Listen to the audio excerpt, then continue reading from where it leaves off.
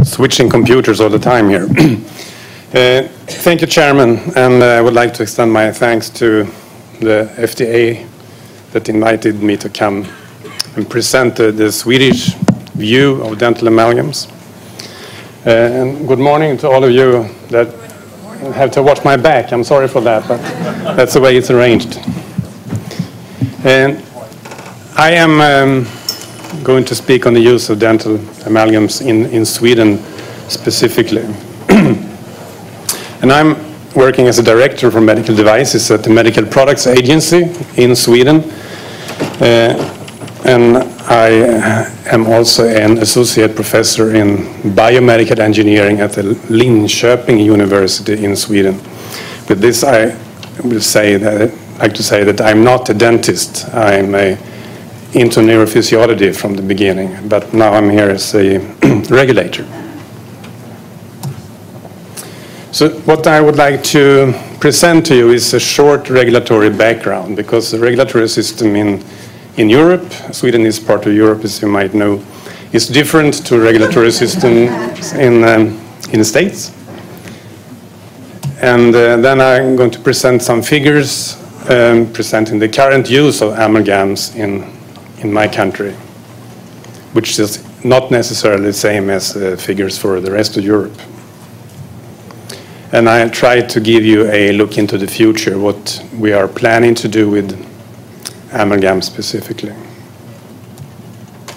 So the regulatory framework that we sort under is European framework, first of all, and medical devices are regulated under what we call the New Approach Directive. The New Approach is an umbrella directive regulating many different areas, including medical devices. So Europe has a post-market surveillance system for medical devices, and we do not have a pre-market approval system at all for medical devices. But we do have pre-market approval as the states have, for example, for pharmaceuticals. So in Europe, the manufacturer has a full responsibility for the function and the safety of their products. It's not a federal agency that is responsible for the function and safety, it's the manufacturer. We also have different classes for medical devices, and we seem to have a similar system to the Canadian system. We have 4 risk classes, but we call them 1, 2A, 2B, and class 3, but it's 4 different classes. And dental amalgams belong to the class 2B, which will be comparable to the Canadian class 3. For higher risk classes of medical devices, we have an involvement of a third party. It's not the manufacturer himself. They also have to engage a third party, and they are called a notified body. There are several notified bodies in Europe competent in different areas, and we have plenty of notified bodies competent in implants. That includes amalgams, of course. So a device that is put on the market in one member state in Europe automatically has access to all other member states' markets. So if it's put on the market, for example, in Italy, we will also have the device in Sweden. A device put on the European market should carry the CE mark. It's mandatory on all new medical devices within the European Union. And you should find the mark on the product itself, on the packaging, and also on the instructions for use. And you should remember that the CE mark is put on the device by the manufacturer. It's not the sign of a governmental or agency approval. And if you find a number after the CE mark, it's a number of the notified body that helped the manufacturer with the CE marking process. So what does the CE mark indicate? By putting the CE mark on the device, the manufacturer says that the device is suitable and safe for its intended use. And it also signifies that what we call the essential requirements in the applicable directives are met. And part of this fulfillment of the requirements is, part of this fulfillment of the essential requirement is that you fulfill all the requirements of the applicable harmonized European standards. And the manufacturer has used one of several specified methods to show that the essential requirements actually are met. So that is what the CE mark indicates. There are 3 European directives regulating medical devices. The oldest one regulates active implantable medical devices, and the one that came in '93 regulates general devices, and part of the general devices you will find dental materials. And then we have a separate directive for what we call in vitro diagnostic products. And all these 3 directives are new approach directives.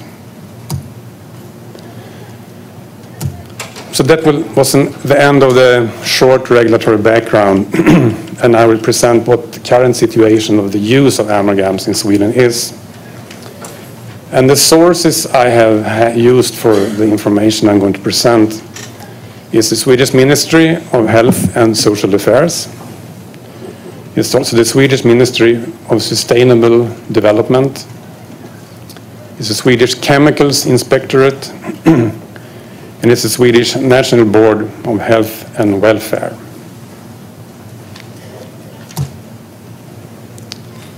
So what is the quality of the data that I will present to you? We have since 2001 no central register for the use of different dental filling materials. Until then we had a national register. But data presented in December 2005, I read a recent study by the Swedish Chemicals Inspectorate, is based on information from the major companies distributing dental filling materials in Sweden. And the authors of this study, they say that they cover at least 80% of all dental filling materials used in Sweden.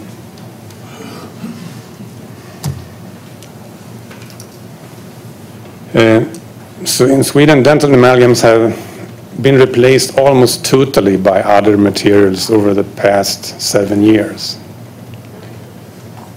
980 kilograms, that is about the double in pounds, of mercury was sold for use in amalgams in 1997. And this figure was reduced to approximately 100 kilograms in 2003. And after that, we have no actual measurements made, but there is no indication that this figure has increased. We believe it's still decreasing.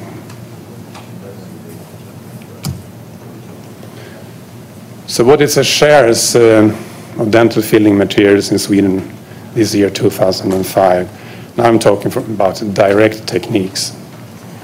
The shares listed are by weight. And if you note that composites are lighter than amalgams. 1 kilogram of composite will fix many more teeth than 1 kilogram of amalgams. So you see it's only 6% amalgams used today, and the composites are 78%. That's a major component used. And then you see the data for yourself for the other types of materials. Ceramics is still under 1%.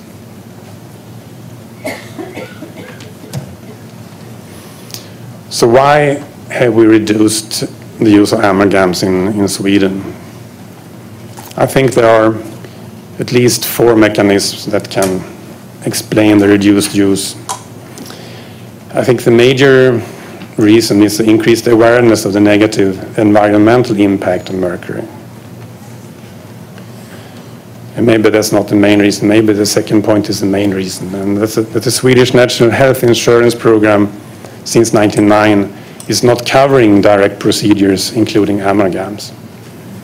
That means it's more expensive for patients to have an amalgam filling than a composite filling. And possible impact on health has not been ruled out. So with reference to the precautionary principle, the country is trying to reduce the use of amalgams. And there's also health concerns regarding dentists that are exposed to this material all day in an open form. Then the question is this based on science or is it based on anything else? And very, very similar to what we just heard from Canada.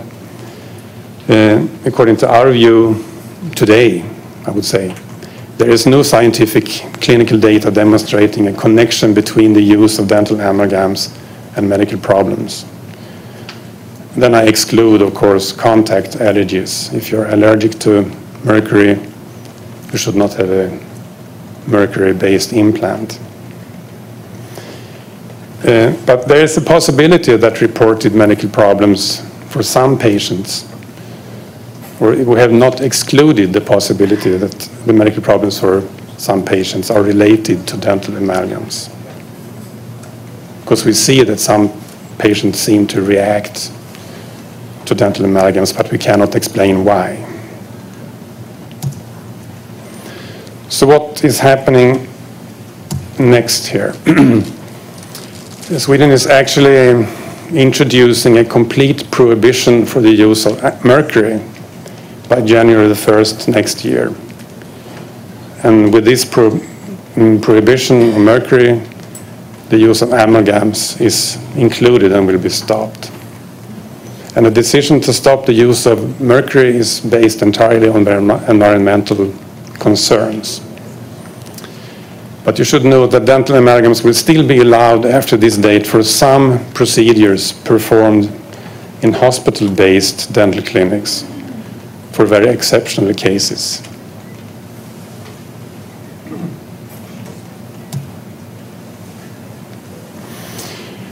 There is still some research, or we have initiated some new research in the area. And the Swedish government has commissioned the National Board of Health and Welfare to allocate 1 million euros until 2009. That's a bit more if you count in dollars, for research and development of methods to handle the health problems that are associated with dental materials. So we are still curious why some patients seem to react to dental amalgams. The Swedish government has also commissioned the National Board of Health and Welfare to establish a national register for health and side effects related to dental materials. And for this purpose, they allocated 1 million euros until 2010. So we see the need to follow the function of this type of devices. That's the end of my presentation. Thank you. Thank you. Thank you very much, Dr. Phillips. And again, any of the committee members have any questions? Yes, over here on the left, Dr. Fleming. There we go, I'm on. Dr. Mike Fleming. Sir, I wanted to ask you about a neighboring country, Norway, which I don't believe is part of the same community that you are in Europe, or are they? More or less. They're not members of the union, but they have the same regulatory system. Yeah. The Norwegians have done something very interesting. They have a dental biomaterials adverse reaction unit, which does nothing but study adverse reactions to dental materials. And in the report that I have in front of me, they examined patients who were hypersensitive to the material. And it seems to be, according to their statistics, about 9% of the patients studied were hypersensitive to an amalgam component, as well as other dental materials. Now, does Sweden, this seems like a wonderful model for other nations to follow. Now, does Sweden have any such unit as this that you know of? Not today, but I think the reason for this reestablishment of this register that the National Board of Health and Welfare should start, maybe they are looking at the Norwegian model. I don't know how they are thinking, but I know they do cooperate and they talk. So maybe they will get some ideas from Norway for this new register. Thank you. Yes, and over here, Alex, Dr. Lee. I'm sorry, right here first. Dr. Olson, I think you were first. Thank you. Sandy Olson from Northwestern Chicago. I assume that dental amalgams in Sweden are similar to the ones used in the United States. I'll make that as an assumption. And as I understand it, and I believe it's prior to 2001, you had post-marketing surveillance of these products. Do you have any data on what the adverse effects were, other than hypersensitivity, to people who had them before them? I agree that they are probably constituted about the same way in Europe as they are in the States. But this register belonged to the National Board of Health and Welfare, and I am not sure about the quality of that register, and I do not know enough about that register to answer what they actually found. What I've heard is it was very, very difficult to pin down what kind of dental fillings patients were having that were reported to this register. Because if you get an amalgam filling 20 years ago and you develop problems later on, it's very hard to remember and to find what you actually have in your mouth. And that was one of the main problems with the register, to actually track down the manufacturer of that specific filling. I am not sure how they want to address this with this new register, but that is a problem to actually know what each and every patient has received. Yes, again over the left. Yes, thank you. Yes, George Taylor, University of Michigan. Thank you, Dr. Phillipson. You mentioned using weight of restorations as a measure for the distribution of restorations in Sweden. Could you speak at all to how you validated weight with numbers of restorations?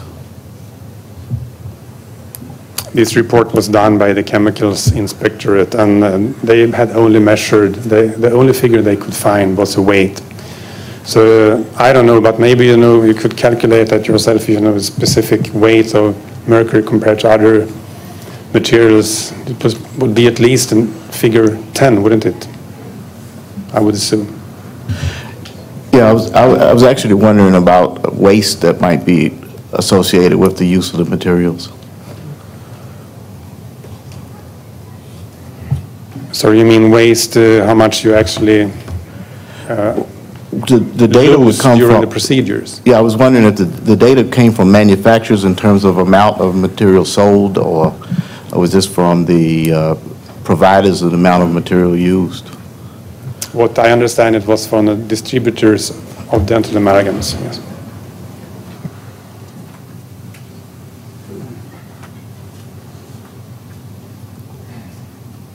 Yes, I'm sorry, over on the left, Dr. Rizzo. Matt Rizzo. In the absence of any clear evidence, what's the threshold, or what are the principles for you to evoke your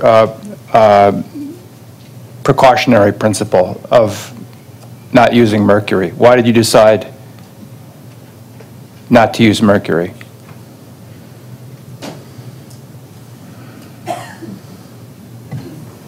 You say, what is the threshold for? Invoking the precautionary principle, which I guess motivated the government perhaps not to pay for mercury fillings.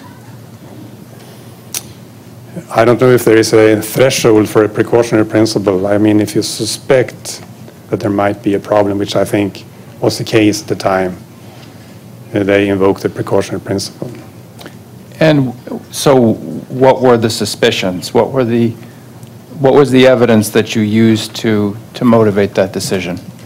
As I hope I said in the presentation, there was not any evidence that the problems were based on the mercury fillings or amalgam fillings, but they seem to have found that there are some patients that seem to react to this type of filling materials, but they do not know why. If post-market surveillance fails to reveal anything new over a period of time, will you change your precautions? Well, I think it's too soon to say, but if this register, whatever comes out of this register will of course be a foundation for future decisions. This coming register. And over what period of time? I have no idea. The register is being built now and it's going to be in function 2010, and then you have to gather information. So it will not be tomorrow. Thank you. Dr. Diamond. Yes, Mason Diamond. I find this a very interesting initiative in terms of the reduction in amalgam use. Given the complex etiology of many of the conditions that people are associating with dental fillings, and given the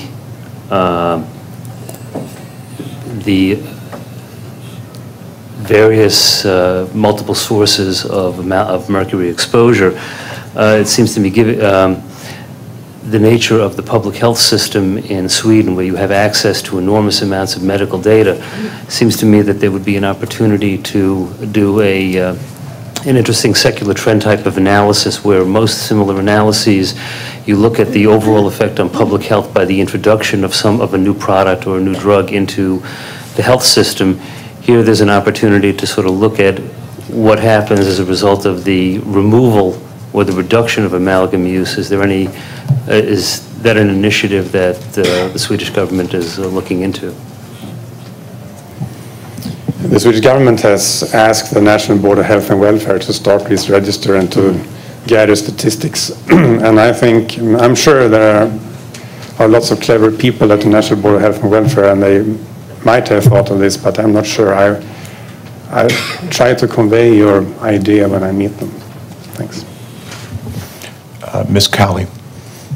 I'm really interested in this registry and I presume prospective study on amalgams. And I'm a little confused. Apparently in Sweden, a lot of the evidence is to come from manufacturers. Are the dentists going to provide the information on the patients? Are the patients going to be the ones who will be followed in a post-market surveillance type of method? Just how is this going to work? Because if we rely on patients to perhaps report that there is a problem, a lot of times they can't connect the dots that what they're going through is a result of this. And most of the time when they do go to a physician, they're told there is no relationship. So how is this going to work? I'm not sure. I think that's a very, very good question. I am not sure that that has been decided yet. They have just received the money to start building this register, or registry, as you say.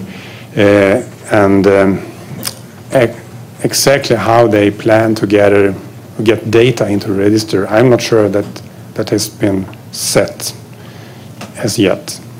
But it's important to find ways, as you say, to not rely only on incident reports from patients and dentists, because we receive too few of those.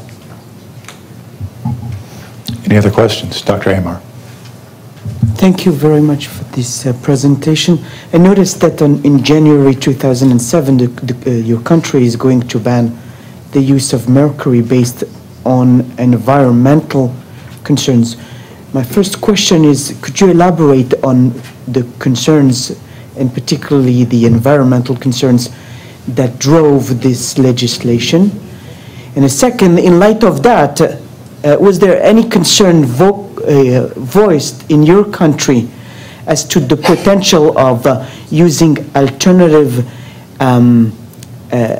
materials for amalgam, given the life or the potential of having plaque accumulations with other materials that is well documented today in this era where we're trying to reduce plaque accumulation in the mouth and recurrent carious lesions? To your first question, I'm not the person to elaborate on what components on environmental concerns are involved in this decision, but I would rather refer the question back to the Chemicals Inspectorate because they have investigated this in detail. To me, it's enough to realize and understand that mercury is going to be stopped for environmental reasons, and I think there's many components to that. Your second question about the alternative filling materials and the quality and function of those, yes, there is a concern, especially among dentists, I think, because we know that some of the alternative materials are not well tested either, and some of them are not stable over time, and some of them might cause other types of allergic reactions. So there's a concern, but the decision is still the same, that we would like to get rid of the dental amalgams and try to rely on only the other ones. And as you saw from the figures, we almost do that already. And I think time will show if that was a good decision or not. We might see other problems around the corner with the other alternative materials. I think the best method is not to develop any problems with your teeth, but that's very difficult.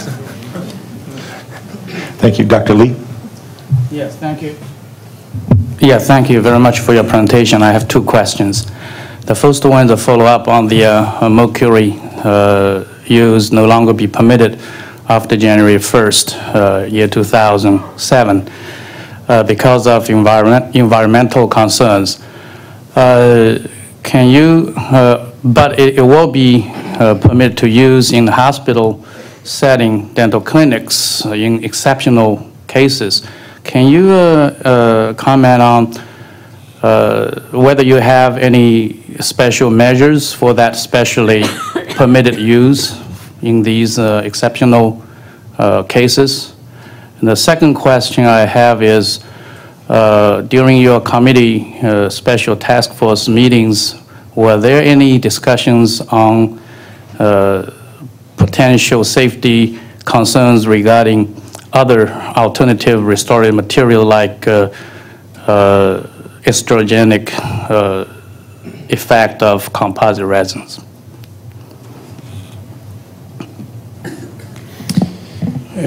So your first question was, can you just repeat the part of it? Yeah.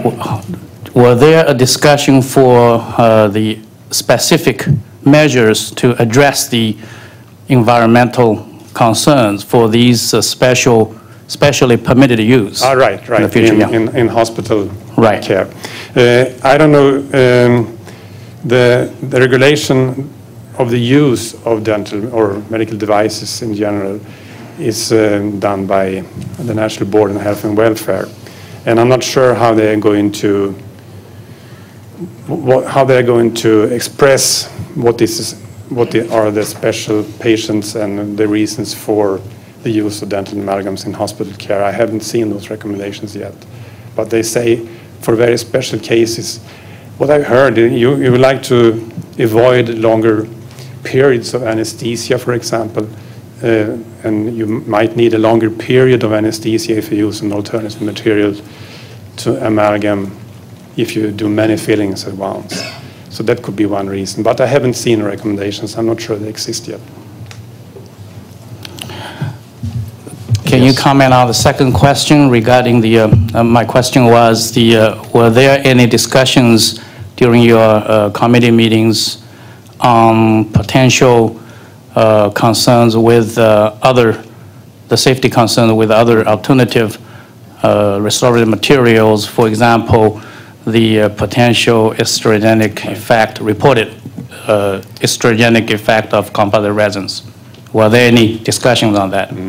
I have not been involved in any discussions like that. I'm sure this is being discussed among experts, but the regulatory system is the same for the new dental filling materials as it is for the older ones. It is up to the manufacturer to show and prove that the new dental filling material is safe and fit for the intended purpose. It's up to the manufacturer to show that. Thank you. Not us. Yes, in the corner, and then Dr. Sacco, please.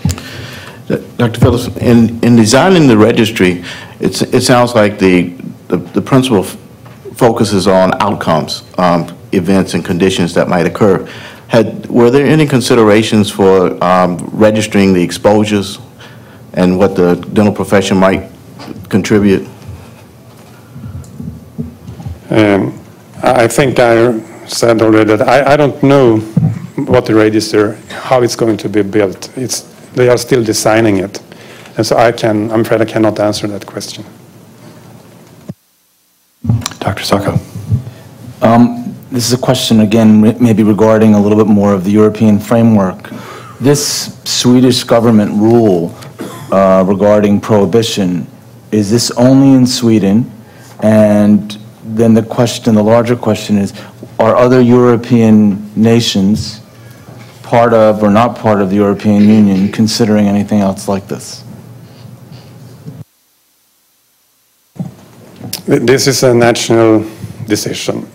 And of course, we're going to communicate this to the European Commission.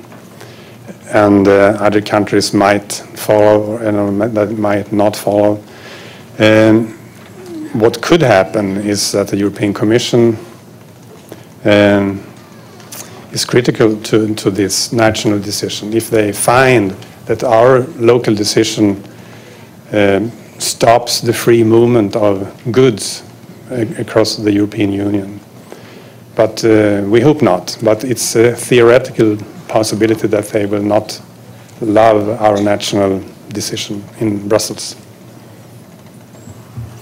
We're running a little bit behind our agenda, so I'm going to make a couple of modifications. We are going to take our break at this time, and it will be limited to 10 minutes. I did want to make one comment before we adjourn for our break. I'd just like to remind everyone about the comments by Mr. Jota earlier about disrupting the meeting and safety concerns and code issues, not allowing signs or signs with sticks in the meeting room. The hotel has provided a display area for that. It is currently 10:35. We'll return at 10:45 and pick up with our agenda at that time. Thank you very much.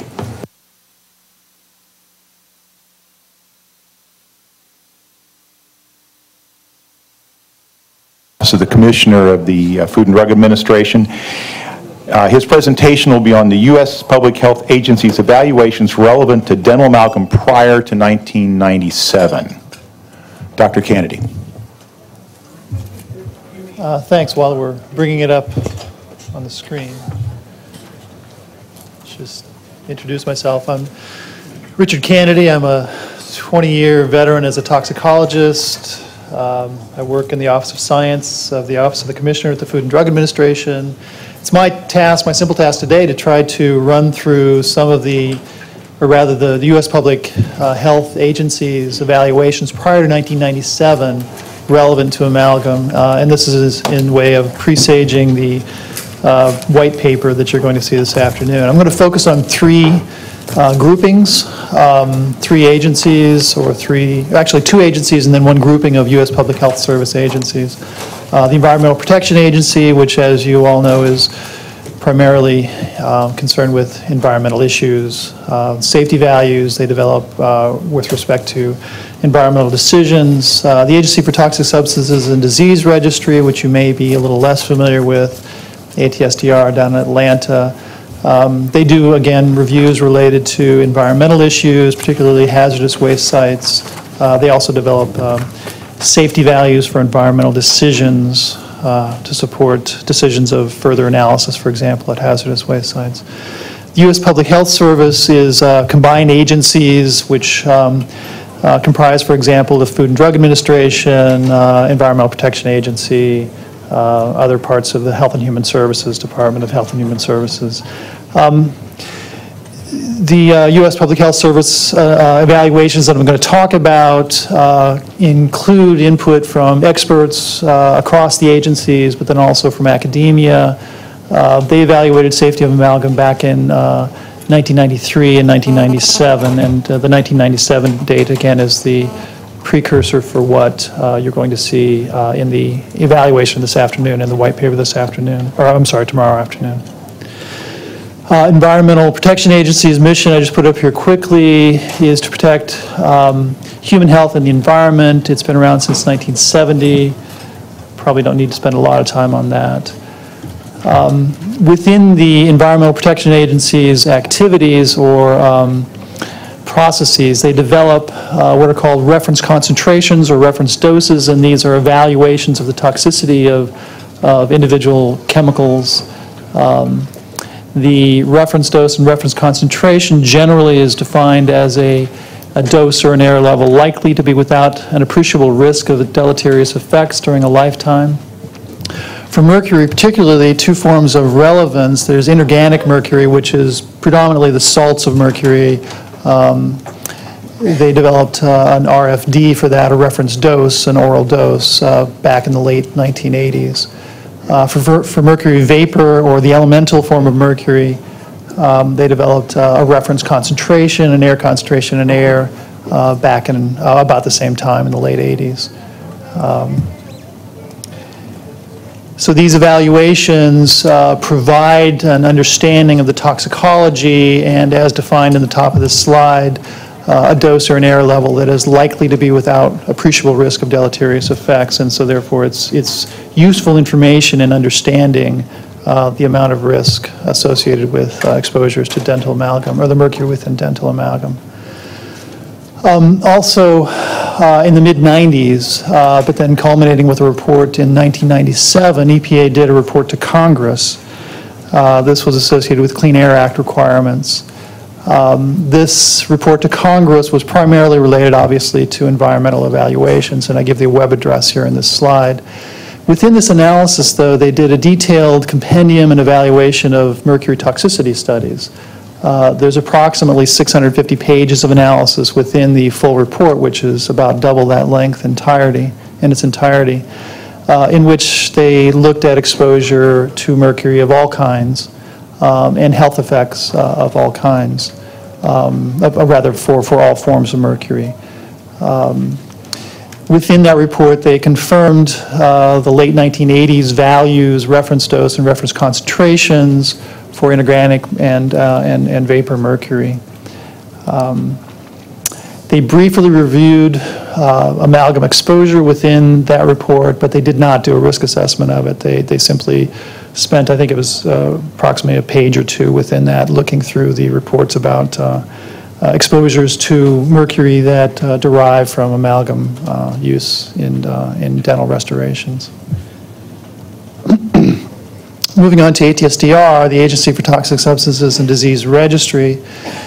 ATSDR was created by Congress in the 80s to assess the presence and nature of health hazards specific to Superfund sites, prevent or reduce further exposure and illnesses that might result from such exposures, and expand the knowledge base, particularly about health effects from exposure to hazardous substances. Again, this is useful information, corollary information that helps us understand the effects of mercury exposure, and it is a place where compendia of information are available to try to understand those effects, and again to assure that we've looked through all the available sources for information.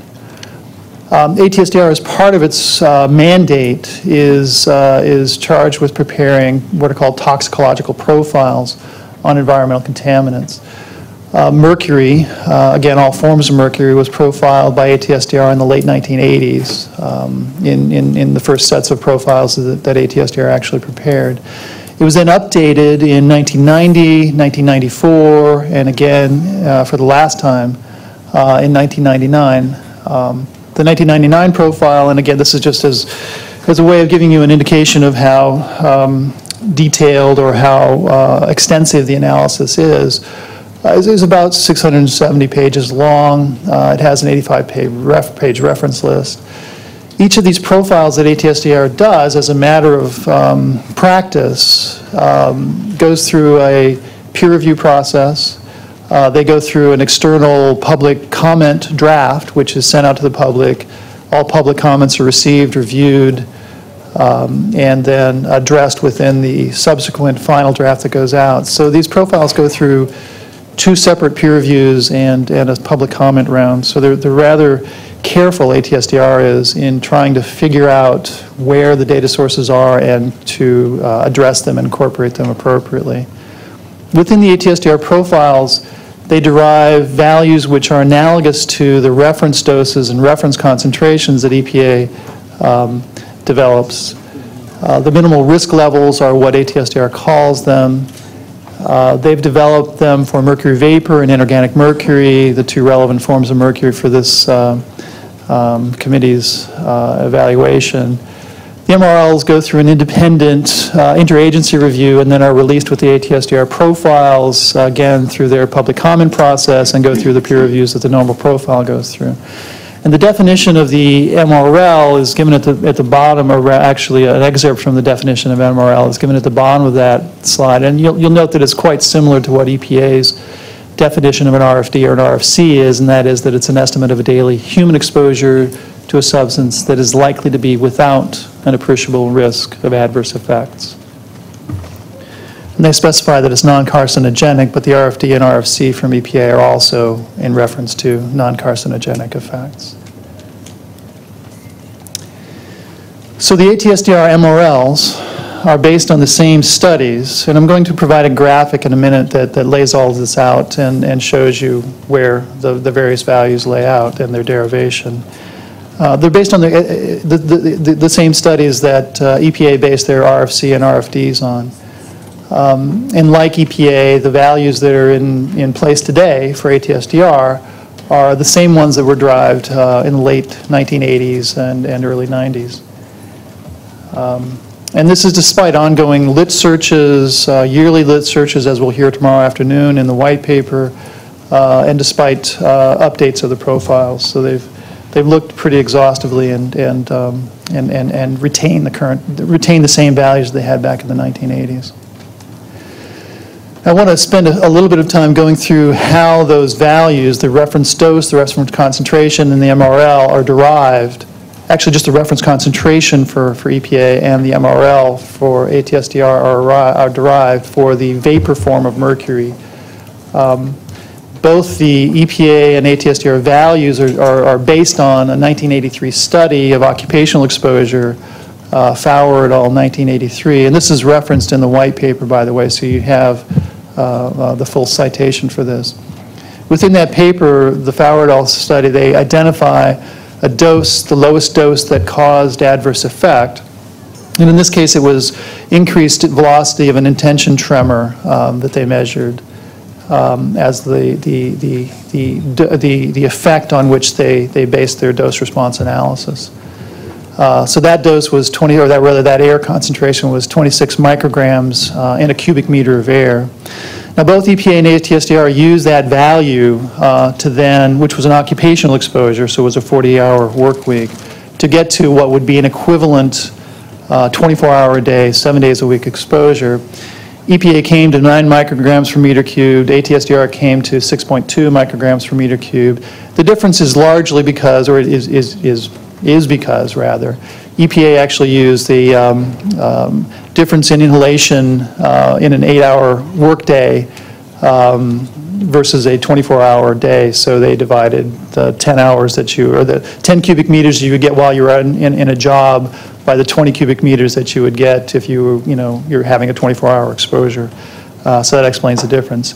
There is no policy difference between these two values. There is just a different way of accounting for the exposures and trying to estimate the 24-hour exposures.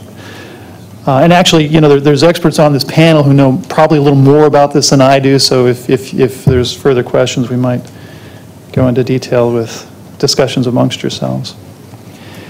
Both EPA and ATSDR then derived their values, their respective values, and again, it's 9 and 6.2, by uncertainty factors to account for, to protectively account for the uncertainty in whether the database was sufficient and whether they've accounted for sensitive populations and so on.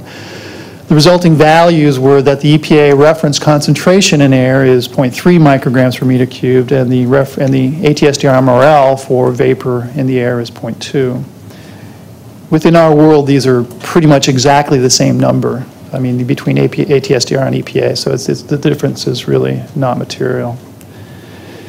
Now, if you lay these values out on a graph, and I'm going to provide a non-log graph in just a minute for those of you who don't like log axes.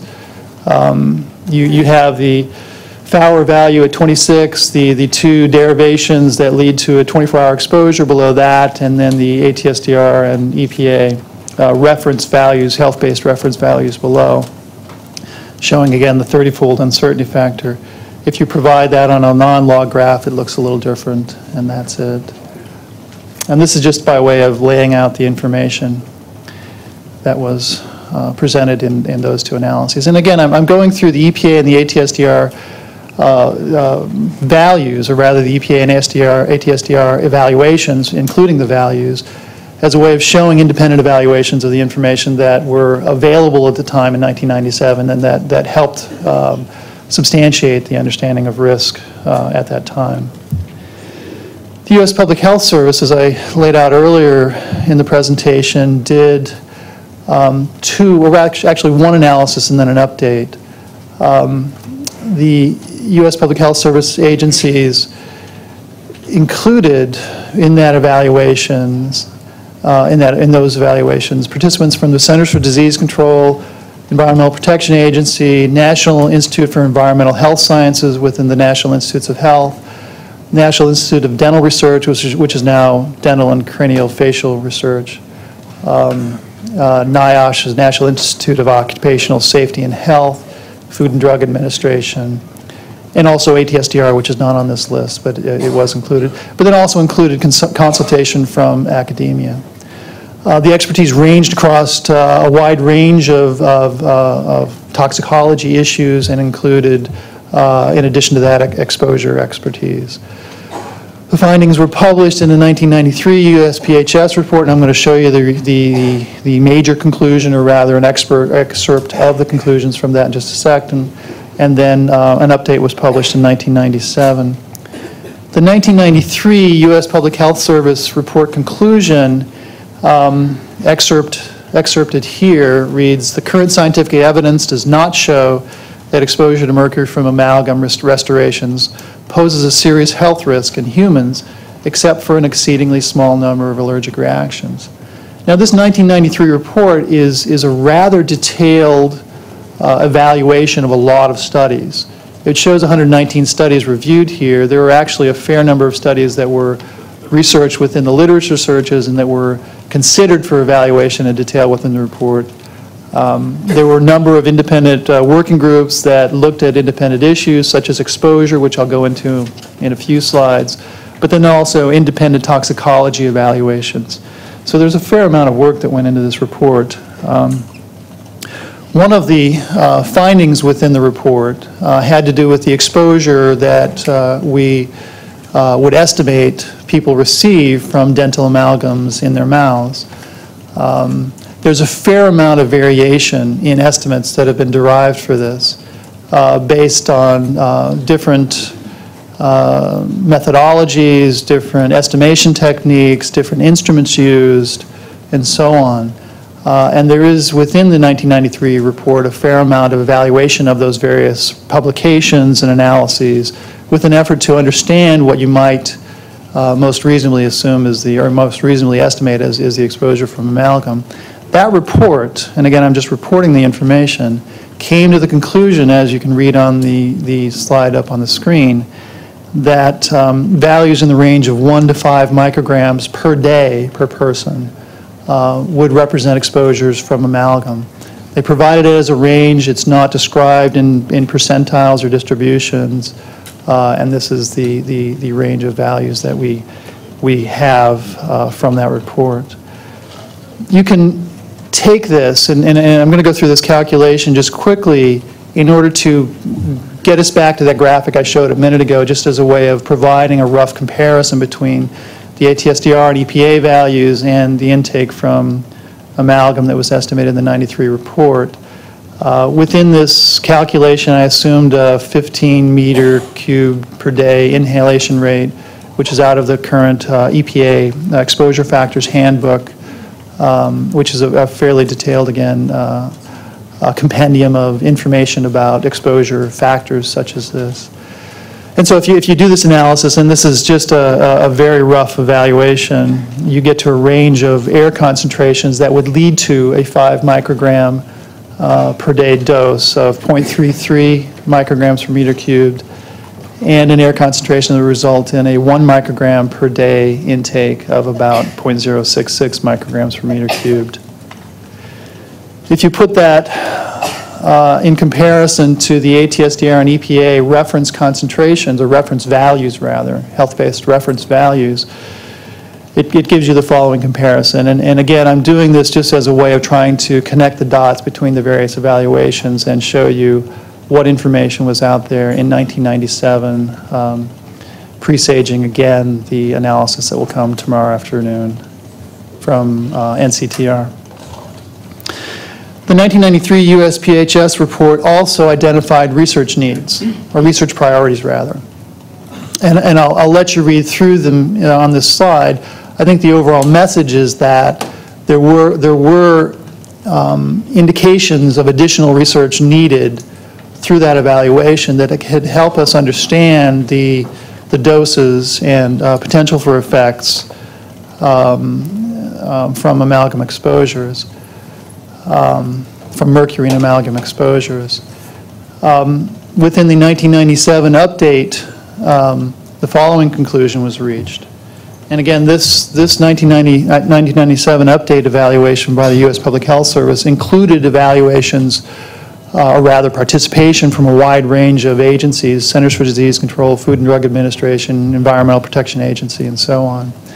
Their conclusion was that the analysis of the cited studies, and in this case they reviewed an additional 65 studies, indicated that the current body of data does not support claims that individuals with dental amalgam restorations will experience adverse effects, including neurologic or renal or developmental effects. And again, they have the coda except for rare allergic or hypersensitivity reactions.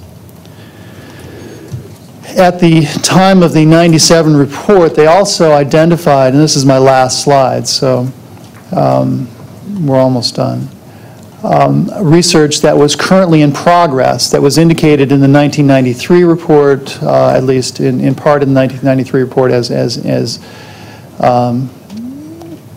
potentially informative to decisions about dental amalgam. One is the ranch hand study, which is a rather large cohort of individuals who served in the Vietnam War, that for which there's a fair amount of existing information regarding their dental history, regarding their medical history, and a lot of follow-up. That study was ongoing in 1997.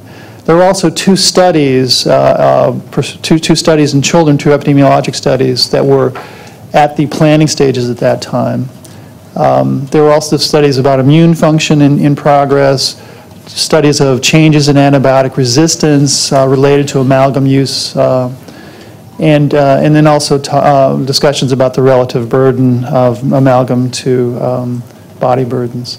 They also had a research about alternative materials that was in progress at the time. And again, I'm giving this as a way of presaging the white paper that you'll hear about this afternoon. And with that, I'd like to close. And again, I would just hope to give you a brief whirlwind tour through what had happened prior to 1997 that was informative to lead you up to evaluating the white paper. Thanks very much. Thank you, Dr. Kennedy. Do any of the committee members have any questions for Dr. Kennedy? Yes, over on the right, please. Mike Dorson. Thank you very much, Dr. Kennedy, for your talk. A question I have to you regarding the range of distribution of mercury intake. You say it's between 1 and 5 micrograms per day. And the question regards, since 1997, has anybody done studies to better characterize that range, perhaps the full distribution, or at least give us some probabilistic understanding of those numbers, please? I would love to be able to answer that question, but that's actually the subject of the white paper is the review of information since 1997. My job this morning is simply to provide information up to 1997 as a way of saying, here's where we were, the white paper takes us from there. So I think that question is better addressed to discussion tomorrow. Yes, that's correct. That will be covered, the portion since 1997 will be covered in the white paper. Thank you. Yes, Dr. Coleman.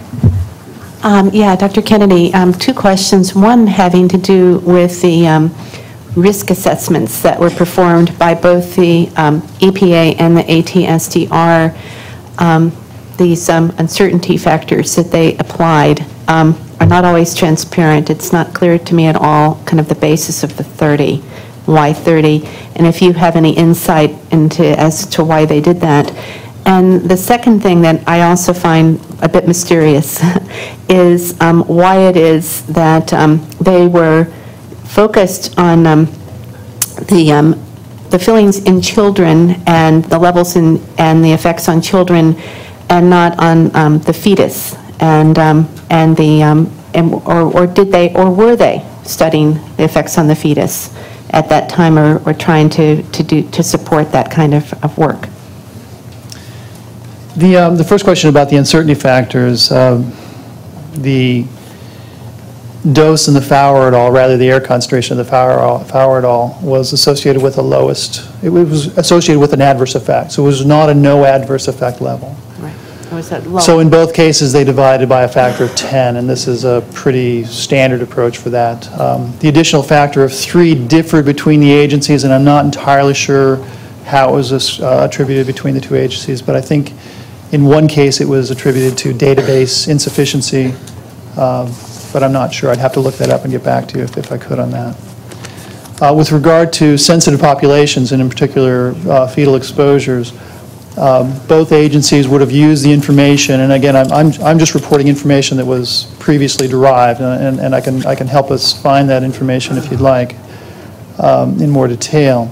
But both agencies have the assumption that the tenfold uncertainty factor, or rather the uncertainty factors are intended to deal with sensitive populations.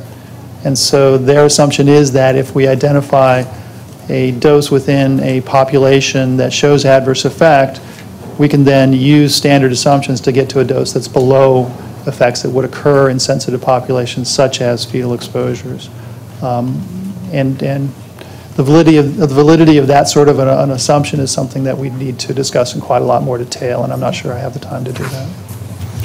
Okay, I would like to go ahead and move on. I'd like to thank all 5 of our speakers, particularly Dr. Kennedy at this time, for providing the background information that you have to the committee. I have a few comments. We'll be moving on to the next portion of the agenda, which is the first of our 2 sessions of open public hearings. I have some remarks to make prior to our first speaker. The second open public session will be held tomorrow morning. Of course, in this afternoon will be the continuation of the first session, which we are starting at this time. At these time, public attendees are given the opportunity to address the committee, to present data or views relevant to the committee's activities. The FDA values your input, and members of the public have the opportunity to speak to the committee at the public meeting. But there are practical considerations which limit the amount of time that we can allocate to public speakers as a group, and therefore any individual speaker within the overall group. For this reason, the FDA established a docket, FDA docket number 2006-N0352, for all interested members of the public to submit written comments of any length to the FDA. Those will be reviewed in addition to oral testimony to see what light they shed on the questions and issues raised at this meeting. Those have been provided to the committee members both in printed form and electronically. We are especially welcoming public comments about peer-reviewed scientific literature on dental amalgam and its potential mercury toxicity, specifically as it relates to neurotoxic effects. Based on the number of requests received to this point, we have, and to allow adequate time for committee deliberations tomorrow, we have allotted each speaker 7 minutes for his or her presentation. Those who have registered to speak have been given a number which corresponds to your order of appearance. When it is your time to speak, please come to the podium area in advance so that the transition time between speakers can be minimized. The FDA staff will direct you to the appropriate podium. Please remain within your time constraints. As there are many speakers, time limits will be strictly enforced between the two podiums. There is a light box. We'll be using a timer for this meeting. The yellow light on the timer will signal you to finish your presentation. The red light means that your time is up, and at that point in time, the microphone and video will be turned off. Okay. Let me read this. 1 minute. Let me finish this section here. Both the FDA and the public believe in a transparent process for information gathering and decision making. To ensure such transparency at the open public hearing session of the advisory committee meeting, the FDA believes it is important to understand the context of an individual's presentation. For this reason, the FDA encourages you, the open public hearing speaker, at the beginning of your written or oral statement to advise the committee of any financial relationship that you may have with a company or organization that may be affected by the topic of this meeting. For example, this financial information may include a company's or organization's payment for your travel, lodging, or other expenses in connection with your attendance at the meeting. Likewise, the FDA encourages you at the beginning of your statement to advise the committee if you do not have any such financial relationships. If you choose, however, not to address this issue of financial relationships at the beginning of your statement, it does not preclude you from speaking. I would like to remind the public observers at this meeting that while this portion of the meeting is open to public observation, public attendees may not participate except at the specific request of the chair. Also, the chair and other members of the committee may question a person about his or her presentation. No other person may question the presenter or interrupt the presentation of another participant. Those who did not register prior to the meeting to speak may be given time if it is permitted. If you wish to address the committee, please give your name to Ms. Anne-Marie Williams during the breaks. We will try to accommodate tomorrow presentations from this list if time permits. I ask that speakers bring only their written comments or presentation materials with them to the podium. Also, please state your name for the record and begin with the financial disclosure. To clarify one other issue, the hotel will not permit people holding signs to be on their property because of concerns about security and disruption. We know that some of our audience have brought signs. We have asked the hotel to set up an easel near the podium so that a public speaker who wants to include a sign as part of his or her presentation may do so. After your presentation, please take the sign outside to the area where they are being stored. We are unable to provide a display on the Holiday Inn property. Okay, as we move now to our first speaker, I'd like our first speaker to come forward to the microphone to address the committee. I believe it is Ms. Linda Brocato.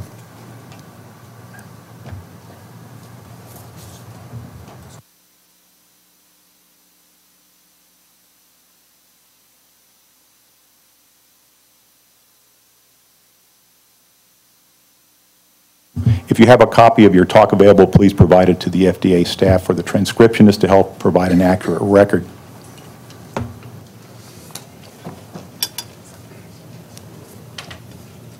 Did you want to provide a copy? You know, it's in my briefcase. Okay, we can do that later. Yeah, okay.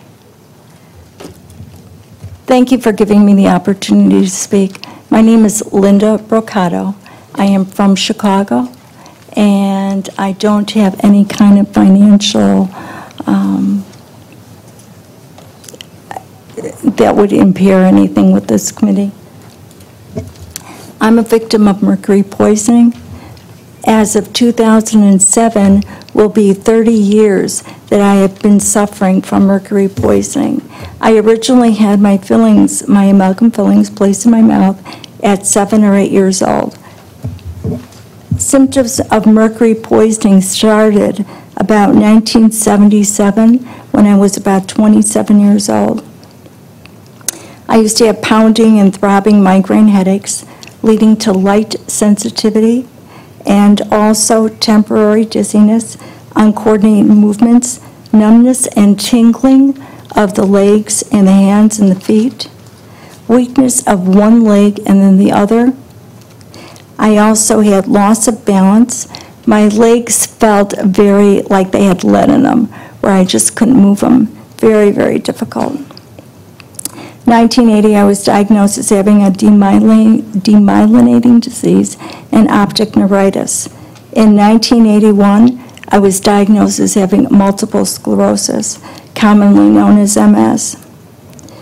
Between 1987 and 1990, I had 3 hospitalizations. The first hospitalization lasted for about 2 to 3 weeks. Second hospitalization, 1 week. The third hospitalization, a month and a half. I had 8 different kinds of medications, including chemotherapy of Cytoxan and Imuran, and also the controversial treatment of plasmapheresis. Nothing helped, absolutely nothing. I might have had a temporary relief of my exacerbations, but then they continued, and this continued for a very, very long period of time. My medications included ACTH, prednisone, Inderal, gonadotropin, Imuran, Cytoxan, and also plasmapheresis.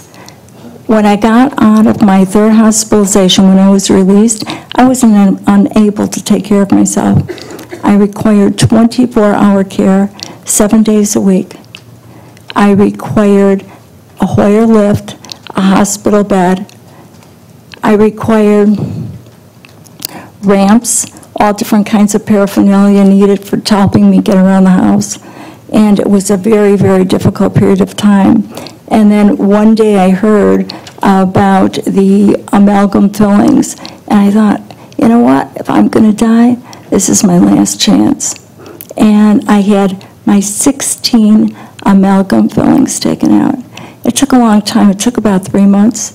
And when I had my last filling removed, my slurred speech started to disappear because I had slurred speech for a while. And I was bedridden for 10 years. After the 10 years of being bedridden, I also had to have live-in help 24 hours a day for 7 days a week. And all this dissipated after the 10 years. So in the year 2000, as of September 10th of 2000, I have been on my own. The important thing here is some of the tests that I've had. I've had the mercury vapor test, which revealed a very high concentration of mercury. And the dentist told me he didn't know what this was going to do for me, but he suggested that I did have it removed. The other thing being is that I had a neurometric brain mapping, EEG and EP report.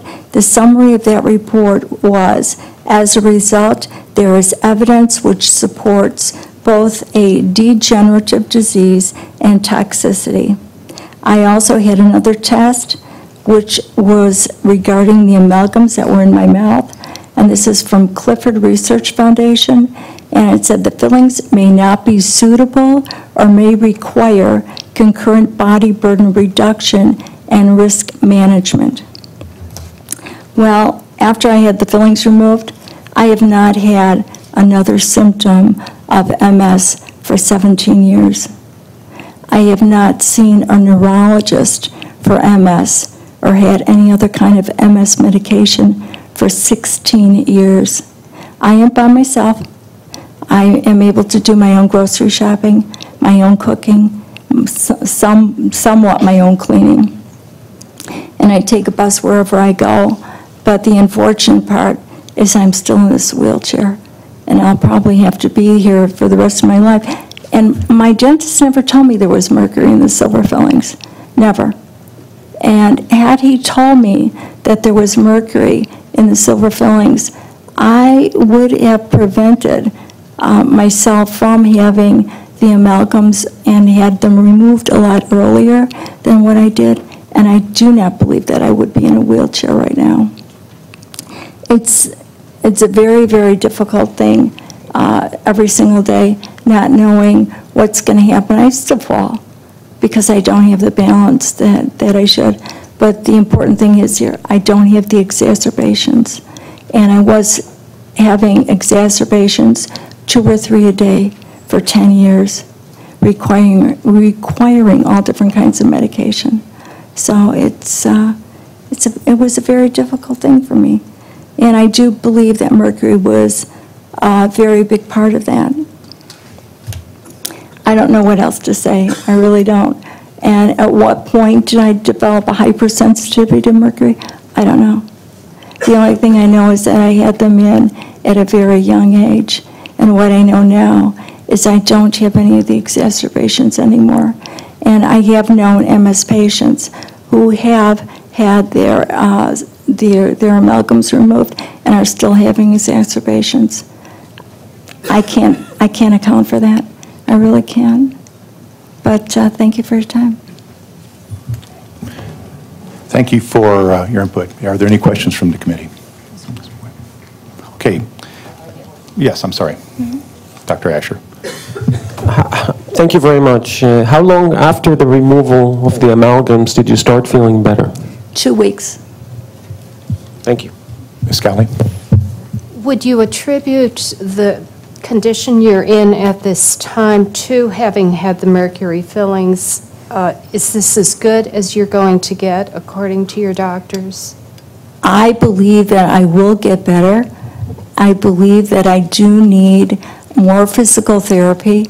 I do need a person to take the time with me, because I was at the point back in 1993 where I was going for physical therapy, and I was able to get up on the parallel bars myself and be able to move through the hips, and I wasn't able to complete that because the physical therapist had moved out of state. Okay, thank you very much. You're welcome. We're going to move on to our next speaker, which is Mr. Charles Brown.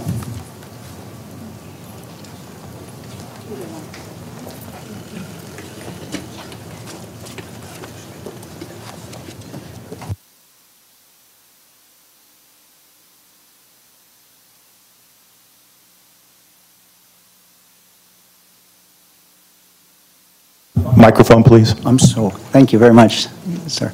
Good morning, I'm Charlie Brown. I'm National Counsel of Consumers for Dental Choice. Our major goal is to abolish mercury dental fillings, and I want to make that clear. I appreciate the question on the fetal health everyone has the same first name here. It's very helpful, doctor, anyway. And your question, because we have yesterday 3 organizations, the Consumers for Dental Choice, the Mercury Policy Project, and the International Academy of Oral Medicine and Toxicology, and that's a mercury-free dental society. The ADA is pro-mercury, but dentistry is very divided on this, and the IOAMT is anti-mercury, mercury-free. We filed a petition with the commissioner to ban mercury fillings immediately for pregnant women, and that needs to happen, and we urge you tomorrow to make that recommendation to the commissioner. Now, what do you need to know? Amalgam's 50% mercury. We know that. Amalgam is an exposure to mercury. We know that. In fact, even Dr. Mackert concedes, and by the way, he's the ADA's point man around the country. I mean, I think everyone should put their conflict on the table, as we do. Anyway, amalgam is especially an acute jolt at the moment they're put in. Now, for a pregnant woman, that's more mercury going through her body. So amalgam is 50% mercury, and mercury is a neurotoxin. It is an exposure to mercury. Now, the Centers for Disease Control calls it a major exposure. The staff at FDA wants to ignore the Centers for Disease Control. The U.S. Public Health Service says it's one of the 2 major exposures to humans, along with diet. The Canadian Health Canada says it's the major exposure. So although the FDA staff wants to pretend it's not a problem, it is an exposure, probably a major exposure, but let's just say it's an exposure. So the pregnant woman is getting an exposure to mercury that affects the unborn child. Well, then, is there any benefit to this? And the answer is no. I mean, FDA had to wrangle the fish issue, and I'm not saying they got a good or bad result, but they had to balance the fact that some people feel, a lot of people feel, fish is a good thing for the diet. They had to balance that against the mercury for pregnant women. There's no balancing here. Do you understand? Mercury fillings aren't needed, not for a single cavity. All through this room are men and women who have been mercury-free dentists year after year after year, decade after decade. Some of the pro-mercury dentists, maybe even on this panel, are going to say we need to use it. The only advantage for the mercury fillings today is dentist economics. The drill, fill, and bill system for the dentists who are the assembly line dentists and the old-fashioned dentists. Modern dentists don't use mercury fillings. Every dental school graduate of every dental school represented here knows how to do the non-mercury filling for any cavity. So again, no benefits for mercury fillings. Every cavity can be filled in every child and every adult by alternatives to mercury fillings. So you have the mother, the pregnant woman exposed, the unborn child's exposed to mercury. There are no countervailing benefits. That should be a slam dunk, and that should be your decision. We very much hope you will move forward on that. Now, why is this continuing? And to do this, and I know we got a lot of physicians, a lot of dentists here, and a lot of scientists, the contrast between organized medicine and organized dentistry is huge, and you may not know that as a physician. The ADA endorses products for money, their seal of acceptance system. It's pay-to-play contracts. The AMA says that's unethical. The ADA has a gag rule on mercury. They tell dentists, don't talk about the mercury unless it's suggested. I mean, how else do you account for the fact that a Zogby poll this year said 76% of the people could not name the main component of amalgam? Certainly far more, certainly most people go to a dentist, they aren't learning it. What are they learning? They're learning the deception of the ADA of silver fillings. They're learning, the ADA has a brochure, I thought I had it in my package, a brochure that calls this silver fillings. The ADA in its brochure says, well, you can have an allergy to mercury, something like you could have to pollen or dust. I mean, the ADA endorses products for money. The ADA has a gag rule. The ADA has patents on amalgam. Again, the AMA doesn't do any of that. I'm not shilling for any other group, but I mean, I know the ADA wants to fight for its interests. A big part of its interest are these pay-to-play contracts. So they have a gag rule, they have patents, they have pay-to-play contracts, and they still endorse mercury. When did the AMA stop endorsing mercury? About 1900. I know medicine used it in the 19th century, and every physician knows that was an historical mistake. It's an historical mistake for dentists today. In fact, if you talk to dentists, and you talk to the ADA proposed rule, and its rule is dead. I'm going to explain that. That rule's dead, legally dead. But the ADA rule, proposed rule, had said that, hey, this is good. The best, most compelling reason is it's been used for over 100 years. Like cigarettes?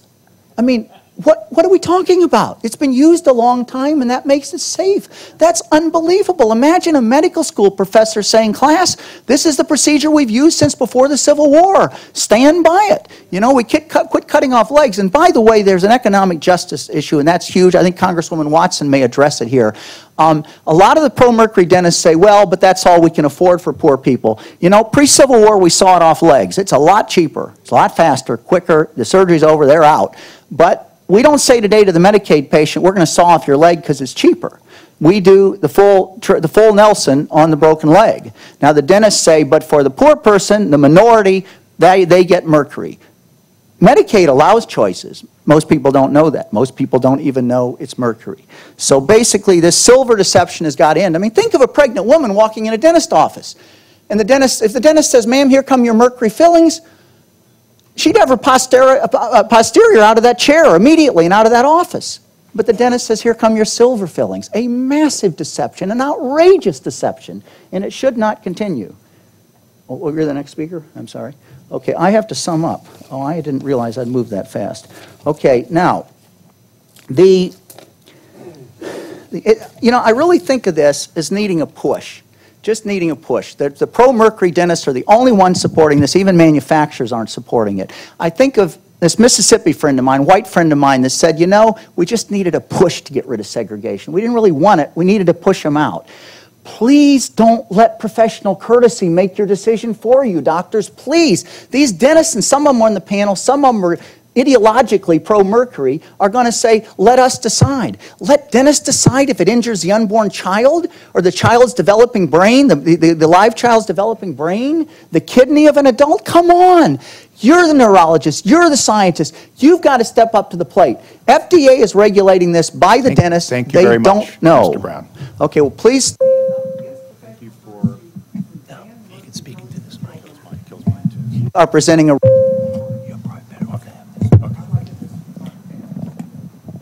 It could be given to one of the staff over on the side to Anne-Marie, and she can provide that to that. Thank you very much for your input, Mr. Brown. Our next speaker is Dr. Hamid Ismail. Dr. Ismail. Doesn't come on, now it's on. Thank you for allowing me to speak before you about this issue of amalgams and mercury. I am under a gag order, so I cannot give my presentation because I represent the American Dental Association. I only received travel expenses to come here. I received no fees. My name is Ahmed Ismail. I am a professor of epidemiology and health services research at the School of Dentistry and the School of Public Health, University of Michigan, Ann Arbor. For the past 4 years, I have served as a volunteer, a member of the American Dental Association Council on Scientific Affairs, and this year I am the council chair, and that's why I'm here. I want to focus my comments on two important issues: how the ADA develops its policies and position, contrary to what the previous speaker has said, on scientific matters, and how the choice of safe and effective restorative materials impacts access to dental care. The Council on Scientific Affairs is charged by the ADA with responsibility for advising on the safety and effectiveness of dental materials, among its other duties. The Council fulfills this responsibility by keeping abreast of publications in the scientific literature, listening to the opinions of others in the scientific community, and conducting its own periodic assessments of the scientific evidence.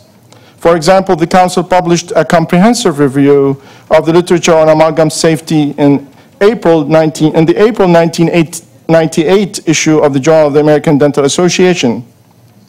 Since then, the Council has updated its assessment whenever new information has appeared, most recently with the publication of the Journal of the American Medical Association of the long-anticipated studies known as the Children Amalgam Trials.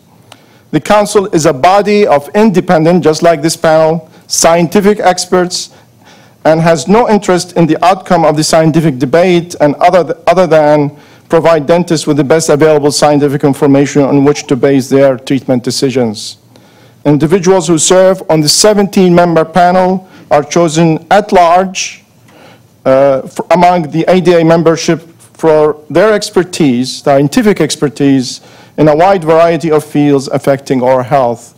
Like me, most members of the Council hold academic appointments at dental schools and are involved in active research. This gives us the experience and expertise to read and assess the scientific evidence according to the accepted standards of scientific rigor. The Council is served by a professional staff that includes toxicologists, microbiologists, material scientists, and other research personnel, in addition to dentists. We have access to a panel of over 200 scientific consultants covering all the clinical dental specialties, as well as pharmacology, material sciences, biostatistics, and many other disciplines. 1/4 of the Council memberships change every year, ensuring that we have a benefit of fresh perspective in our deliberations. Although we are a committee of the ADA, our scientific decisions and opinions are our own. They are not dictated to us by anyone. Council statements and positions are submitted for publication in the Journal of the American Dental Association, subject only to constraints of the regular peer review process. In the opinion of the Council, dental amalgam is a safe and effective restorative material. The current scientific evidence does not support an association between dental amalgam and any adverse health effect, except for the small number of documented cases involving individuals who are allergic to one of its components. Dental amalgam is a valuable restorative option for dentists and their patients.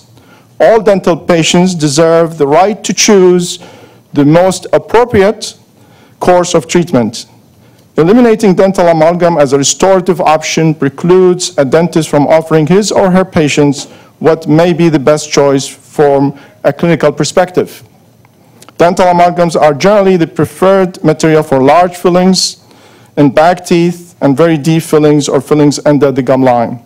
Alternatives are often less effective in these situations. Amalgam is also the only restorative material that can successfully be placed in a wet environment in the oral cavity. This is especially critical when a dentist cannot create a dry field that is necessary for successful placement of a composite resin. Without the ease of use offered by dental amalgam, the dentist might be required to use other, more expensive methods to manage the patient, or the patient might choose tooth extraction over restoration of a tooth that could be made preferably serviceable. Loss of natural dentition under such circumstances would rarely be necessary with dental amalgam. The ADA's position is that all dental patients should be provided with the full range of appropriate treatment options that are supported by the scientific and experiential evidence available. Decisions on the most appropriate course of oral health treatment are best made by the dentist in consultation with the patient prior to treatment. Dental caries or tooth decay is the single most common chronic disease in humans. The Surgeon General reports that dental caries in children is 5 times more common than asthma and 7 times more common than hay fever. Epidemiological evidence demonstrates that prevalence and severity of dental caries and restorative treatment needs are highest in low-income and special needs populations, those who qualify for Medicaid and State Children's Health Insurance Program, or SCHIP. Access to quality dental care for all children, but especially poor children, is a vital element of overall health care and development. The ADA is concerned that efforts to eliminate the use of dental amalgam will create unwarranted public anxiety, increase disparities, eliminate viable treatment options. We strongly believe that all Americans are entitled to quality dental care. Those populations that have always received least care deserve to have all the dental care options available to them. In conclusion, based on its review of the current scientific evidence, the ADA Council on Scientific Affairs supports the continued usefulness of dental amalgam as a safe and effective dental material. The overwhelming body of scientific evidence supports the safety of dental amalgam. It remains an important restorative option for all Americans, and thank you for listening to me. Thank you, Dr. Ishmael. Our next public speaker is Dr. Ronald Zent. Thank you. Members of the panel, thank you on behalf of the American Dental Association for allowing us to provide these comments today. I'm Dr. Ronald Zent, a dentist and a pharmacist by training and Senior Director of the ADA Council on Scientific Affairs. For almost 150 years, the ADA has been committed to the oral health of the public. It's a science-based organization, and as such, we rely on the Council on Scientific Affairs to provide guidance on key issues.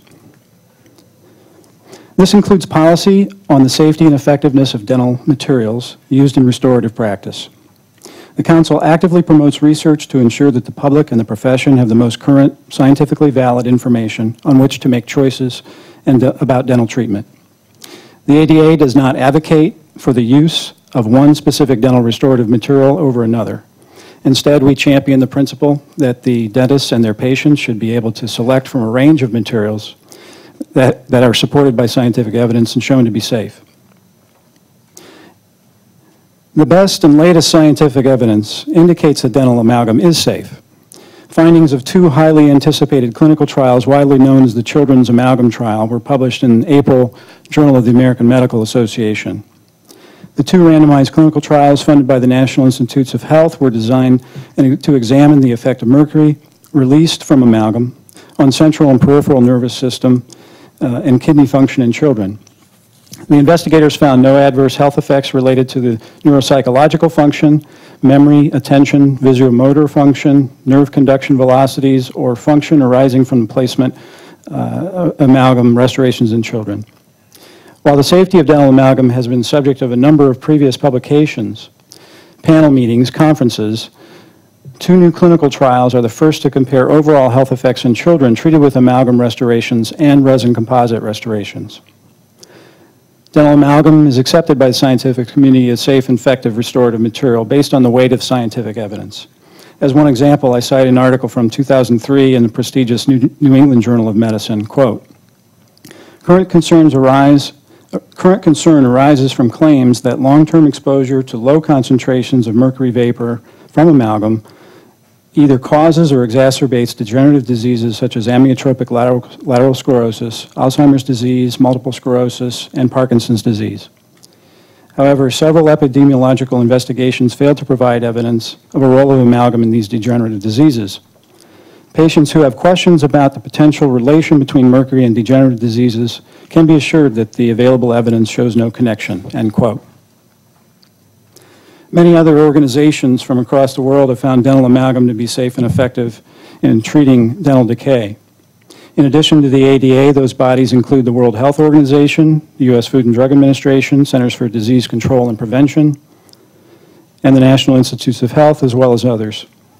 In 1998, the ad hoc working group of experts from countries in the European Union issued a report on dental amalgam that concluded there was no scientific evidence of systemic health problems or toxic effects from dental amalgam, and the working group did not recommend any special reservations on its use.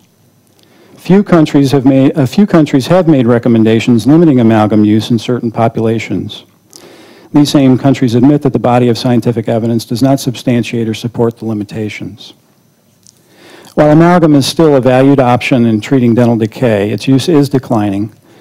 Those cavities that previously would have been treated with amalgam are now primarily filled with resin composite materials.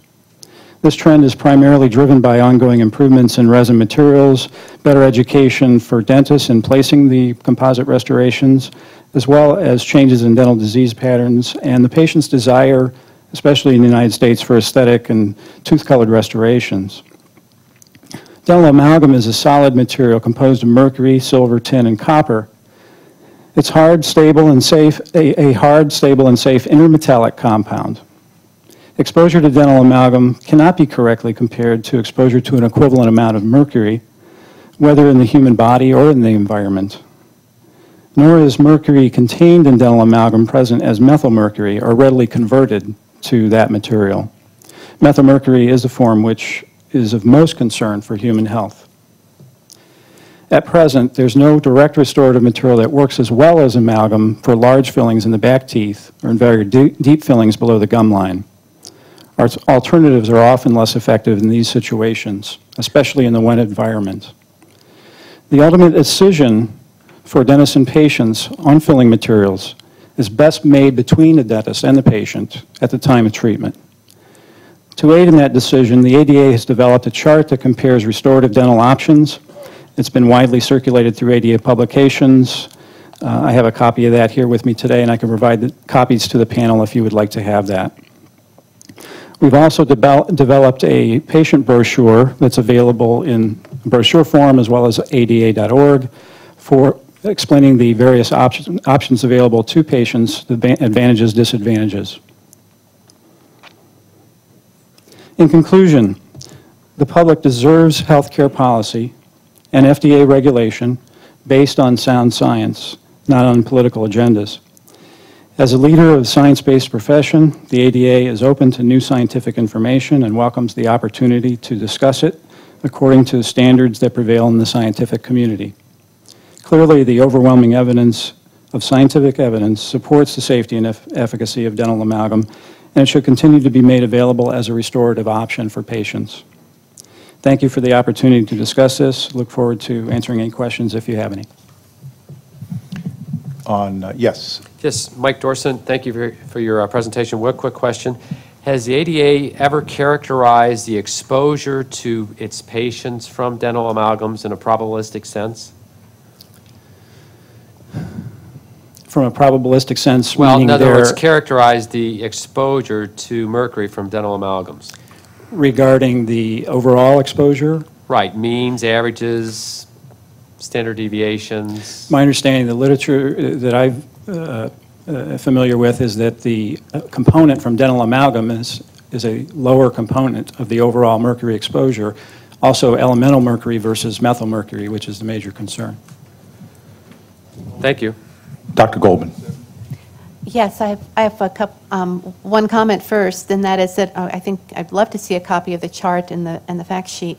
And a question, and that is whether the ADA surveys its members about the use of different kinds of fillings, and whether you have data that that you gather on that, and if that's kind of data is available. Yeah, I believe there is some data available. The most recent that I'm familiar with is in 2003, which is an estimate of about 30% of restorations were amalgam restorations, but there may be some more recent data. And also, do you have data about adverse effects? Does the ADA gather data on adverse reactions? The ADA does take calls from members, the profession, as well as patients related to adverse events. We do refer them to the FDA from the standpoint of their surveillance activities. We don't have a full registry registry by product related to adverse events, though. Okay, thank you. We need to move on. I'm sorry. Our next. Thank you very much, Dr. Zentz. Our next speaker is Ms. Kathleen Nelson. Ms. Nelson. Yes, thank you very much. My name is Kathleen Nelson. I have no financial affiliations here. I am from Austin, Texas. I'm a 54-year-old mother, 2 sons, and a grandmother of 4 beautiful grandsons, and a federal civil servant. I'm a survivor of mercury amalgam poisoning. But before I share my personal experience, I would like to sincerely thank the FDA for having the courage to hold these hearings. But I must say I am terribly saddened that these hearings are even a reality. This question to use mercury or not use mercury in dental products is simply absurd to me. The question defies common sense. It does not take a doctorate in chemistry or toxicology to understand that mercury is a known neurotoxin and degrades our health.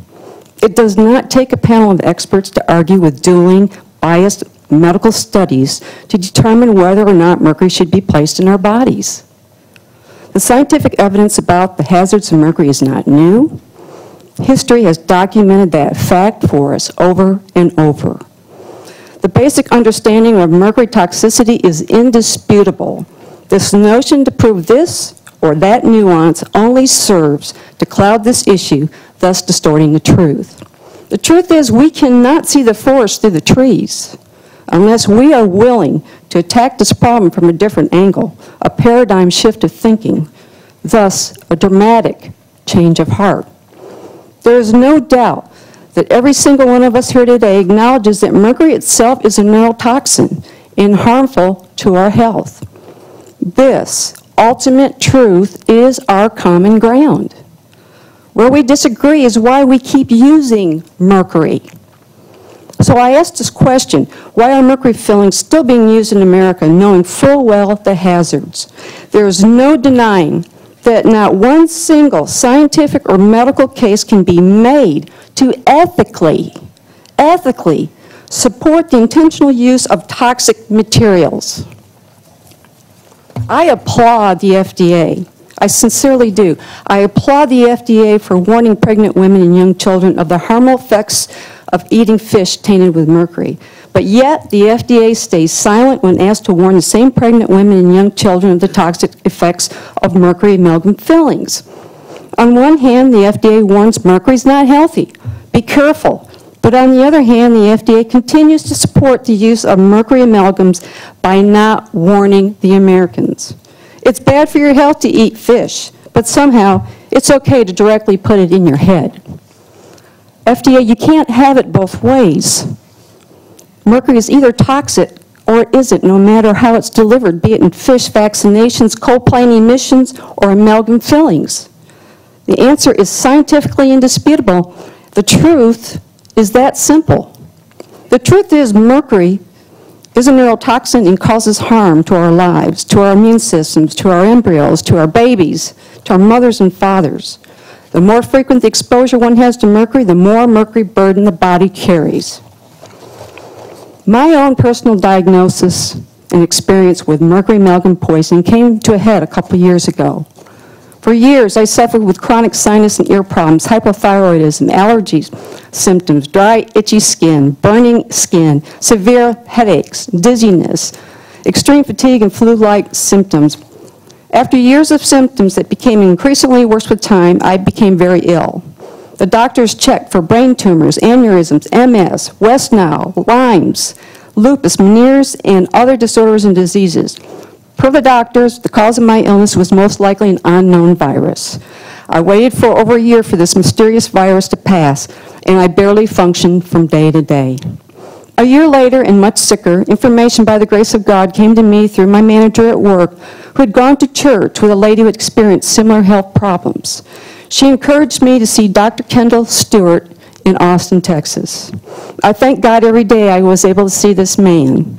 The truth is, my mercury poisoning by silver mercury amalgam fillings has been scientifically and medically documented.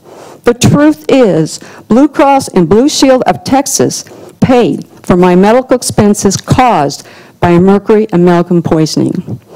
My peak illness symptoms were vertigo, vomiting, nausea, dizziness, peripheral and nervous system disorders, burning and itchy skin, burning brain sensations, imbalance, severe fatigue, severe muscle aches, etc. Through scientific testing, Dr. Stewart confirmed I had levels of mercury in my body that were very, very high. Dr. Stewart recommended immediate removal of all seven of my 36-year-old mercury fillings. After 10 months of chelation and the removal of my fillings, I am a new woman. I'm here today being able to talk to you, to try to convince you to do the right thing. The truth is simple. I have no allergies or fatigue. My thyroid medication has been reduced by 33% since the removal of my amalgam fillings and chelation therapy. My prescription for lenses has twice been reduced within a year of treatment. So I ask this question once again. Why, in God's name, do we still use mercury in amalgam fillings? There's only one driver for this unethical behavior. No one here can dispute that if minimal profits were involved with mercury dental products, we would not be having this hearing today. The truth is that simple. Finally, this question, to use or not use mercury in dental products, mocks our intelligence. To argue at what point mercury becomes more harmful than harmful is non-productive. The fact is, we don't have to poison our children. The fact is, we do not have to poison our earth. And the fact is, we do not have to poison our future. The ugly, ugly truth is, we simply choose to. Thank you very much, Mrs. Nelson, for your input. Our next speaker is Dr. Joel Berg. Thank you. I'm Joel Berg. I'm professor and chair of the Department of Pediatric Dentistry at the University of Washington in Seattle, Washington. Today, I thank you for the opportunity to present the comments on behalf of the American Academy of Pediatric Dentistry, the AAPD. As pediatric dentists, we are the frontline providers of oral health care to America's children and educators of dentists and other health professionals about children's oral health. The AAPD is the recognized authority on pediatric oral health care. Among its many activities is the development of pediatric dentistry oral health policies and clinical practice guidelines based on the best available scientific evidence. It is on this basis that the AAPD is testifying today as to the safety of dental amalgam as a restorative material. Today I want to highlight a few key items from our written submission.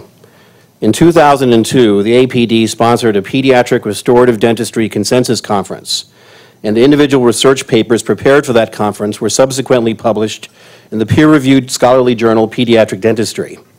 The consensus statement related to amalgam reads as follows. The dental literature supports the safety and efficacy of dental amalgam in all segments of the population. Furthermore, dental literature supports the use of dental amalgam in the following situations: Class 1 restorations in primary and permanent teeth, 2 surface Class 2 restorations in primary molars, where the preparation does not extend beyond the proximal line angles, Class 2 restorations in permanent molars and premolars, and Class 5 restorations in primary and permanent posterior teeth. Our written submission included the 2 research papers related to dental amalgam from this consensus conference by Osborne and Fuchs. Because the AAPD's clinical guidelines are based on the best available scientific evidence, the recommendation I just read is included in the current AAPD Guidelines on Pediatric Restorative Dentistry, which was also submitted with our written statement.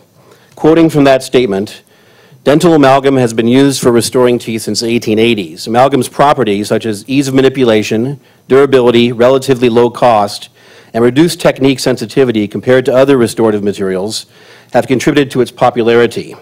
Aesthetics and improved tooth color restorative materials, however, have led to a decrease in its use. Dental amalgam has been one of the restorative options used in daily clinical care for children in both dental schools where I have served as a faculty member for a combined period of over 20 years. Prior to my current position, I worked for 9 years in the dental industry. If there were evidence in peer-reviewed scholarly literature as to the negative effects of amalgam, I can guarantee you there would be many companies rushing to the market touting this claim to advertise and sell vast quantities of alternative restorative materials such as glass ionomers or resin composites. But because of adherence to scientific standards, it would be unethical for any organization to claim the dental amalgam is unsafe as a restorative material. Further, it would be unethical of dentists to inform a patient's family that dental amalgam should not be used in any situation, because due to the current higher costs of other restorative materials and techniques, it could increase the treatment costs for a child's care.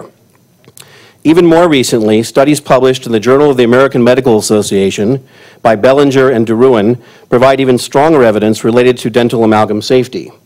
According to the results, children with amalgam fillings experience no difference in neurological and renal function compared to the control group of children with composite fillings. These studies support the existing scientific understanding that the infinitesimally small amount of mercury released by amalgam fillings during common activities such as eating and drinking does not adversely affect health. Based on all available research, the APD supports the continued use of dental amalgam as an important treatment option. I thank you for the opportunity to present these comments, and I would be pleased to answer any questions. Yes, Dr. Dawson. Yes, Mike Dorson.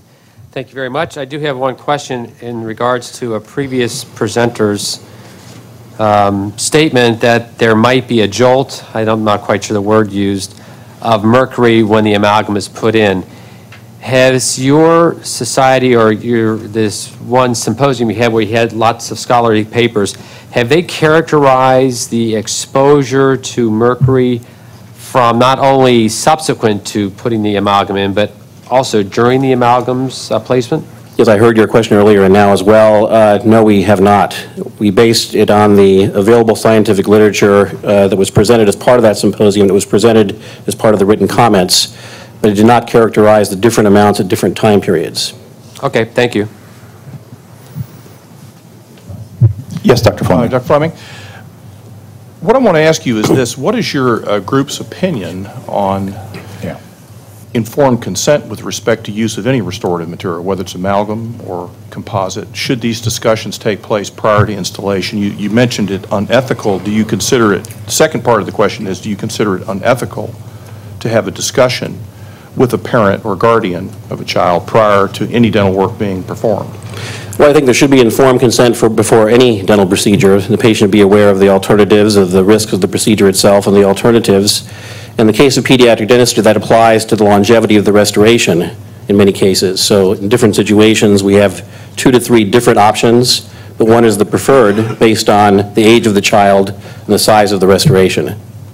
So my follow-up to that is, who makes the final decision on what is installed? It's ultimately the parent's choice, but it's based on information from the doctor-provider to that parent. And do you think that is occurring on a regular basis in offices now, or is this something we need to address more deeply? I believe it is occurring. I think it should constantly be reinforced. I would like, we're going to break at this point for lunch. I'd like to thank all the committee members for their attention this morning, and to those attending, our presenters, and to those in the public session. It is now 5 after 12. I'd like you back at 12:55. We will start promptly at 1 o'clock. So please return to